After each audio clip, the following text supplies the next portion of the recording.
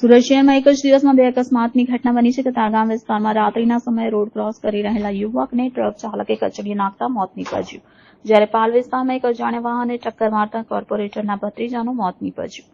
હાલ આ બંને ઘટનામાં પોલીસે અકસ્માતનો ગુનો નોંધી વધુ તપાસ હાથ ધરી છે.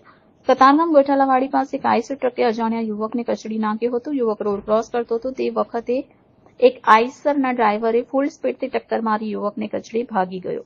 મૃતકની ઓળખ માટે તપાસ કરતા તેની પાસેથી પણ કોઈ ઓળખ પુરાવો મળ્યો ન હતો, જેથી કતારગામ પોલીસે યુવકના મૃતદેહને પોસ્ટમોર્ટમ અર્થે સ્મીમેર હોસ્પિટલ ખસેડી ઓળખની દિશામાં વધુ તપાસ કરી હતી.